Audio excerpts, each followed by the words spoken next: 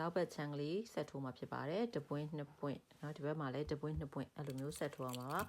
ဆက်ထိုးတဲ့အခါကျရင်ခုနပြောထားသလိုပဲဒီပခုံးနေရာကတော့ဆက်ရမှာပေါ့เนาะဒီအနားကိုဆက်ရမှာပေါ့เนาะ1နာ2နာ3နာပေါ့เนาะပထမတပွင့်ကိုထိုးရင်အဲ့တော့ဒီအခုကျွန်မမှတ်ထားတဲ့ဒီနားလေးနဲ့ဒီနားလေးပေါ့နော်အဲ့ဒါကဂျိုင်းဆက်တော်မှာပေါ့နော်ဒီကျွန်မထိုးထားတဲ့အပွင့်ကလည်းနည်းနည်းကြီးတယ်ဆိုတော့လေပွင့်က4လက်မလောက်ရှိရပေါ့နော်ကျွန်မရင်34လောက်လိုချင်တာ34လောက်လိုချင်တာဆိုတော့4လက်မလောက်ရှိရဆိုတော့ကင်မရာလက်ဖက်နဲ့ရိုက်နေရလို့ဒီအစကနေဒီအထိကိုတိုင်းလိုက်လို့ရှိရင်18လက်မလောက်ရှိနေပြီပေါ့နော်ဂျိုင်းဆက်လို့ရပြီပေါ့နော်အဲဒါကြောင့်မလို့ဂျိုင်းဆက်မှာပါအဲ့တော့ဂျိုင်းဆက်မှာဆိုတော့ဒီအပွင့်လေးဒီနားအပွင့်လေးကိုထိုးရင်လည်းဒီထောင်လေးတစ်ထောင်ကိုပဲဆက်မှာပါခုကျမမှတ်ပြထားသလိုပေါ့နော်ဒီနားလေးနဲ့ဒီနားလေးကိုပေချိုးနဲ့တိုင်းကြည့်လို့ကိုရင်ကျဲရဲ့တချမ်းမရသေးဘူးဆိုလို့ရှိရင်အမားတို့ဟာဆက်လို့မရသေးပါဘူးဆက်လို့မရသေးတဲ့အတွက်ကြောင့်မလို့အမားတို့ကတော့မဆက်ပဲဒီ